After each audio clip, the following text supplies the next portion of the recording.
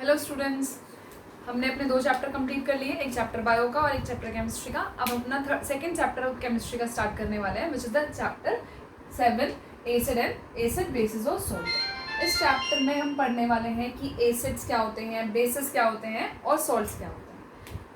हम mainly materials को 3 category में रखते हैं, एसिड्स, बेसिस एंड सोल्ट। किस बेसिस पर क्या क्या इनकी प्रॉपर्टीज होती हैं। अगर हम एसिड्स देखें तो एसिड्स आर द कंपाउंड्स और the chemicals which have sour taste, anything which have sour taste, simply we can say, not anything कि कोई भी हमारी कोई ऐसी चीज़ जिसका sour taste होता है, खट्टा टेस्ट होता है, वो हमारा क्या होता है, एसिड कहलाता है। एसिड एक्चुअली ही इसका जो नाम है वो एक वर्ड एसिडस से लिया हुआ है। Acidus is a Latin word which means सोर। तो कोई भी वो चीज़ जो सोर टेस्ट रखती है that is known as acid. Acid हमारे 2 तरह के हो सकते हैं। एसिड हमारा मिनरल एसिड हो सकता है, mineral acids are there and organic acids are there. 2 तरह के एसिड्स होते हैं, mineral acid and organic acid. Mineral acid और ऑर्गेनिक एसिड्स दोनों में डिफरेंस क्या है। Organic acids are the acids obtained naturally. वो एसिड्स जो कि नेचुरली ऑब्टेन किए जाते हैं वो हमारे क्या कहलाते हैं, वो हमारे ऑर्गेनिक एसिड कहलाते हैं। नेचुरली ऑब्टेन करने का मतलब प्लांट्स से, एनिमल्स से जो हमारे ऑब्टेन किए जाते हैं वो हमारे क्या कहलाते हैं, ऑर्गेनिक एसिड्स कहलाते हैं। जबकि मिनरल एसिड्स हमारे होते हैं, mineral acids are the acid that are obtain chemically. जिन्हें केमिकली प्रिपेयर किया जाता है, जिन्हें केमिकली बनाया जाता है, वो हमारे कौन से होते हैं, मिनरल एसिड्स होते हैं। जैसे हमारा हाइड्रोक्लोरिक एसिड HCl, H2SO4 मतलब sulphuric acid, nitric acid that means HNO3, these all are the mineral acids। Acid को 2 कैटेगरी में डिवाइड किया, that is mineral acid, organic acid, naturally synthesising और केमिकली सिंथेसाइज जो होता है। अगर हम ऑर्गेनिक एसिड्स के एग्जांपल देखें, ऑर्गेनिक एसिड हमारे बहुत सारे होते हैं, जैसे कि सिट्रिक एसिड। सिट्रिक एसिड हमारे जो सोर फ्रूट्स होते हैं, सिट्रस जो फ्रूट्स होते हैं, जैसे स्पेशली लेमन, ऑरेंजेस, इनसे सिट्रिक एसिड बनता है। लैक्टिक एसिड अगर हम देखें तो लैक्टिक एसिड मिल्क से मिलता है। टार्टरिक एसिड अगर हम देखें तो टार्टरिक एसिड हमें टैमरिन से मिलता है। और भी हमारे बहुत सारे अलग अलग टाइप के एसिड्स प्रेजेंट होते हैं, जैसे कि हमारा अमीनो एसिड प्रोटीन से मिलता है। So these all are the organic acids जो कि नेचर से ऑब्टेन हो रहे हैं, किसी एनिमल प्लांट से ऑब्टेन हो रहे हैं, वो हमारे क्या कहलाते हैं, ऑर्गेनिक एसिड्स। जबकि अगर हम HCl, H2SO4, HNO3 देखें, मतलब हाइड्रोक्लोरिक एसिड, सल्फ्यूरिक एसिड या फिर नाइट्रिक एसिड देखें, ये हमारे कौन से हैं, ये हमारे मिनरल एसिड्स हैं। एसिड का क्लासिफिकेशन एक तो हमारा इस बेसिस पे किया जाता है कि उसका सोर्स क्या है। एसिड को 2 कैटेगरी में और डिवाइड किया जाता है। वो जो कैटेगरीज हैं एसिड्स की, वो हमारी क्या होती हैं, दीज आर आइदर कंसनट्रेटेड और डाइल्यूट। या तो वो कैसे होते हैं, डाइल्यूट होते हैं या कंसनट्रेट होते हैं। डाइल्यूट और कंसनट्रेट कहने का क्या मतलब है। कंसनट्रेटेड एसिड्स और डाइल्यूट एसिड्स क्या होते हैं। अगर हम HCl की बात करें, HCl मतलब हाइड्रोक्लोरिक एसिड। अगर हम हाइड्रोक्लोरिक जो गैस है हमारे पास, हाइड्रोक्लोराइड गैस को अगर हम वाटर में ऐड करें तो क्या बनेगा, HCl एसिड बनेगा, मतलब हाइड्रोक्लोरिक एसिड बनेगा। अब जो भी डिपेंड करता है उस वाटर के अमाउंट पे डिपेंड करता है। अगर हम स्मॉल अमाउंट ऑफ वाटर से हाइड्रोक्लोरिक एसिड का फॉर्मेशन कर रहे हैं, that means acid containing less water. अगर उसमें वाटर कम प्रेजेंट है देन वो हमारा कहलाएगा कंसनट्रेटेड एसिड। लेकिन अगर वाटर उसमें ज़्यादा प्रेजेंट है देन वो हमारा कहलाएगा डाइल्यूट एसिड। डाइल्यूट एसिड और कंसनट्रेट में डिफरेंस कितना है, सिर्फ द जो अमाउंट है वाटर की अमाउंट कंसनट्रेटेड में ज़्यादा होती है और डाइल्यूट्स में वाटर की अमाउंट कम होती है। सिंपली वाटर हमने ज़्यादा ऐड कर दिया तो हमारा वो डाइल्यूट एसिड बन जाएगा, कंसनट्रेटेड जिसमें वाटर की अमाउंट कम होगी। यहाँ पर एक क्वेश्चन आता है डाइल्यूट एसिड से अगर हम बात करें तो क्वेश्चन ये आता है कि why should we not add water to acid. We always have to add acid to water, not water to acid। कभी भी हमें एसिड में वाटर ऐड नहीं करना है। मेरे पास एक कंटेनर है, उसमें एसिड प्रेजेंट है और मैं कॉन्टिन्यूसली उसमें वाटर ऐड कर रही हूँ, then this process is not happening. मतलब हमें ये नहीं करना है। क्यों नहीं करना है? क्योंकि ये बहुत ज़्यादा ना, ये जो रिएक्शन होती है जब हम एसिड में वाटर डालते हैं तो ये हाईली एक्सोथर्मिक होती है। एक्सोथर्मिक का क्या मतलब है? Releases a lot of heat. It releases a lot of heat. बहुत ज़्यादा अमाउंट में ये हीट रिलीज करती है और ऐसे भी चांसेस होते हैं कि कई बार एक्सप्लोजन हो जाते हैं। इसीलिए कभी भी एसिड में वाटर ऐड नहीं करना है। We always have to add water, हम नीचे लेंगे और एसिड हम ऊपर से ऐड करेंगे। इससे क्या होगा? इससे एक्सोथर्मिक रिएक्शन हमारी नहीं होती है। We always have to add acid to water, not water to acid, because this is a very highly exothermic reaction which releases a lot of heat and energy, जो कि एक्सप्लोजन कोज कर सकती है। अब अगर हम प्रॉपर्टीज़ की बात करें, ये तो हमारा क्लासिफिकेशन था एसिड का। हम अभी एसिड पे ही डिस्कस कर रहे हैं, फिर हम बेसिस पे और सॉल्ट पे मूव करेंगे। एसिड की अगर हम प्रॉपर्टीज़ देखें तो एसिड का एक तो सबसे पहली बात सो टेस्ट होता है, जो हमने स्टार्टिंग में भी डिस्कस किया। Acids have sour taste. Secondly, they turns blue litmus to red. अगर हम लिटमस पेपर टेस्ट की बात करें तो ये ब्लू लिटमस को इसमें रेड में कन्वर्ट कर देता है। एसिड, बेस और सोल्ट को टेस्ट करने के लिए अलग अलग इंडिकेटर्स होते हैं। इंडिकेटर्स में सबसे जैसे कि हमारा लिटमस पेपर आता है, या फिर हम टर्मरिक से भी, ये नेचुरल इंडिकेटर है टर्मरिक, इससे भी जज कर सकते हैं। तो ये क्या है? हमारे ये सब इंडिकेटर्स हैं। इंडिकेटर्स कहने का मतलब क्या है? इंडिकेटर्स वो होते हैं जो कि हमें ये बताते हैं कि कोई भी जो सब्सटेंस है वो एसिड है या बेस है। नेचुरल इंडिकेटर्स भी हमारे होते हैं, मिथाइल ऑरेंज भी है, और भी बहुत सारे इंडिकेटर्स है। पोटेशियम नाइट्रोमेट भी हमारा एक इंडिकेटर होता है, या फिर फिनोल्फ्थलीन भी एक इंडिकेटर है। तो ये सब क्या है? ये क्या करते हैं? ये बताते हैं कलर चेंज के बेसिस पर कि हमारा कोई भी सब्सटेंस एसिड है या बेस है या सॉल्ट है। एसिड बेस में स्पेशली डिस्टिंग्विश करता है। ऐसे ही हमारे ऑल्फैक्टरी इंडिकेटर्स भी होते हैं। ऑल्फैक्टरी इंडिकेटर्स कैसे होते हैं? ऑल्फैक्टरी इंडिकेटर्स होते हैं जो स्मेल के बेसिस पर ही बताते हैं कि कोई भी सब्सटेंस एसिड है या बेस है। तो हम सिंपली क्या करते हैं? एसिड बेस में अगर हम देखें, एसिड जो करते हैं, एसिड ब्लू लिटमस पेपर को रेड में टर्न कर देते हैं।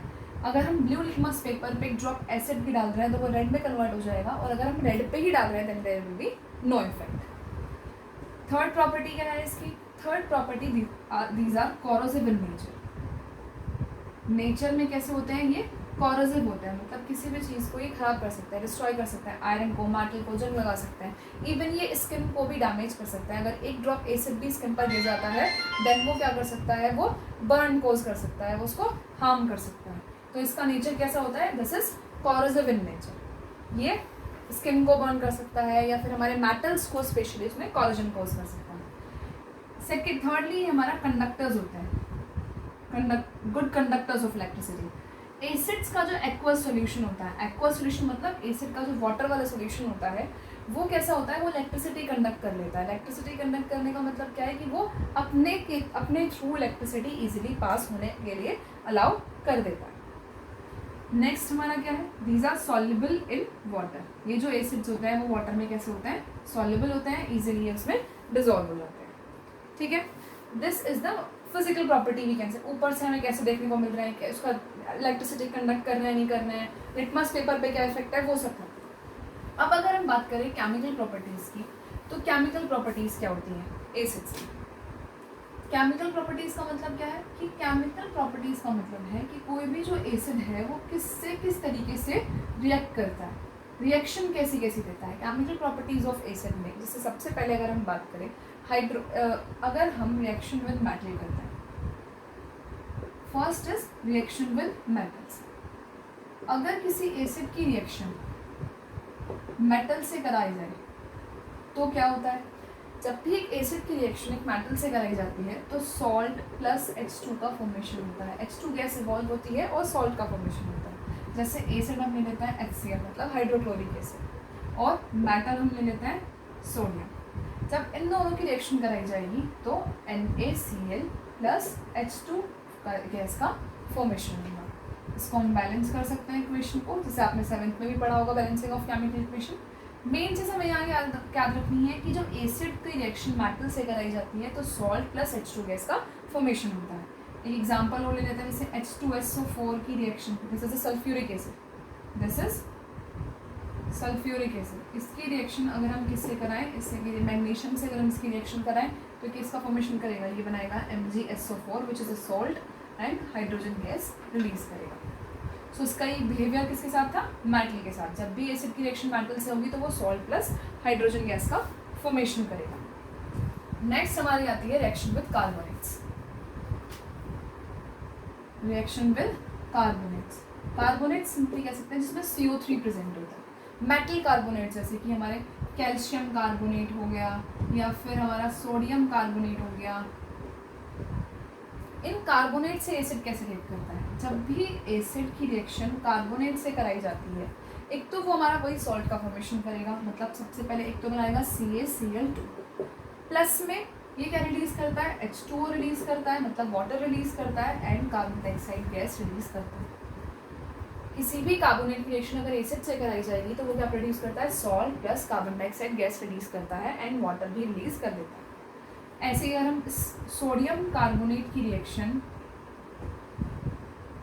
अगर हम किसकी, सोडियम कार्बोनेट की रिएक्शन H2SO4 से कराएं, सल्फ्यूरिक एसिड से कराएं तो किसका फॉर्मेशन करता है, Na2SO4 का फॉर्मेशन करेगा, H2O रिलीज करेगा प्लस CO2 गैस यहाँ पर ये इवॉल्व करता है। This is it's reaction with carbonates. Metal से रिएक्शन कर रहा है तो हाइड्रोजन गैस रिलीज कर रहा है, कार्बोनेट से कर रहा है तो कार्बन डाइऑक्साइड गैस रिलीज करता है। ऐसे ही अगर हम रिएक्शन किसकी कराएं, अगर हम एसिड की रिएक्शन बेस से कराएं, अगर हम एसिड की रिएक्शन बेस से करें, होता क्या है, जब भी एक एसिड और बेस की रिएक्शन कराई जाती है तो ये क्या करते हैं, ये सॉल्ट प्लस वाटर का फॉर्मेशन करते हैं और क्या रिलीज करते हैं, साथ में हीट रिलीज करता है। And this reaction is known as neutralisation reaction. Neutralisation reaction, neutralisation reaction का मतलब क्या है कि एक दूसरे को न्यूट्रलाइज कर देते हैं, एक दूसरे के इफेक्ट को कम कर देते हैं। एसिड को अगर हमें ख़त्म करना है तो हम उसको किससे ख़त्म कर सकते हैं, बेस से ख़त्म कर सकते हैं। अगर हम एसिड में बेस ऐड करें तो वो क्या हो जाता है, न्यूट्रलाइज हो जाता है, उसका इफेक्ट ख़त्म हो जाता है। इसीलिए इस रिएक्शन को क्या कहा जाता है, न्यूट्रलाइजेशन रिएक्शन। जैसे अगर हम एक एसिड ले HCl, this is hydrochloric acid, और इसकी रिएक्शन एक बेस, मतलब हम ले लेते हैं sodium hydroxide NaOH, this is a base. अगर हम इससे इसकी रिएक्शन कराएं तो किसका फॉर्मेशन करता है, ये बनाता है NaCl प्लस H2O और प्लस क्या रिलीज करता है, हीट रिलीज करता है। And this is the neutralisation reaction. ये कौन सी रिएक्शन है हमारी, न्यूट्रलाइजेशन रिएक्शन। न्यूट्रलाइजेशन रिएक्शन मतलब ये एक दूसरे के इफेक्ट को खत्म कर देते हैं, इनको न्यूट्रलाइज कर देते हैं। अगर हम नॉर्मली भी देखें, नॉर्मल लाइफ में भी इसका एग्जांपल हमें मिल सकता है न्यूट्रलाइजेशन रिएक्शन का। जैसे अगर आप लोगों ने सुना हो एसिडिटी हो जाती है, ह्यूमन्स में ये प्रॉब्लम यूजुअली होती रहती है, स्पेशली जब एक एज के बाद। तो क्या होता है, वहाँ कोई भी बेस को यूज़ करके, जैसे इनो आप लोग देखो, वो भी एक बेस है, उसको यूज़ करके क्या किया जाता है, उसके इफेक्ट को कम कर दिया जाता है। तो वहाँ कुछ नहीं हो रहा है, वहाँ होता क्या है, एसिड को एक बेस से न्यूट्रलाइज किया जाता है ताकि वो किस में कन्वर्ट हो जाए, सॉल्ट में कन्वर्ट हो जाए और एसिड का इफेक्ट खत्म हो जाए, एसिड हमें कोई हार्म ना करे। This reaction is known as neutralisation reaction. ये हमारी केमिकल प्रॉपर्टीज थी इसकी। अब इसके बाद हम बात करते हैं यूजेस की। यूजेस क्या क्या होते हैं, यूजेस मेनली आपकी बुक में 3 दिए हुए हैं। हाइड्रोक्लोरिक एसिड का यूज़ दिया हुआ है, सल्फ्यूरिक एसिड का यूज़ दिया हुआ है, नाइट्रिक एसिड का। अलग अलग इंडस्ट्रीज़ में इनका यूज़ होता है, फर्टिलाइजर्स बनाने में इनको यूज़ किया जाता है, डाइज बनाने में इनको यूज़ करता है, बहुत सारी जगह। जैसे अगर हम HCl की बात करें तो उसे बॉयलर्स को क्लीन करने के लिए यूज़ किया जाता है। बॉयलर्स होते हैं जिसमें जैसे हम कोई भी कंटेनर में जब कोई भी चीज़ बॉयल की जाती है, हैवी इंडस्ट्रीज़ जो होती हैं, बड़ी बड़ी इंडस्ट्री में, तो उनमें जो भी कलेक्ट हो जाता है, वो जो भी एक तरह से स्टक हो जाता है वहाँ पर, उसको क्लीन करने के लिए एसिड का यूज़ किया जाता है। और भी बहुत सारे एग्जांपल्स है, जैसे मेटल को प्योरीफाई करने के लिए जो प्रीशियस मेटल्स होते हैं उसके लिए नाइट्रिक एसिड का यूज़ करते हैं। एक हमारा एक सब्सटेंस होता है एक्वा रेजिया। एक्वा रेजिया को बनाने में किसका फॉर्मेशन होता है, कौन कौन रोल प्ले करता है, एक तो हमारा हाइड्रोक्लोरिक एसिड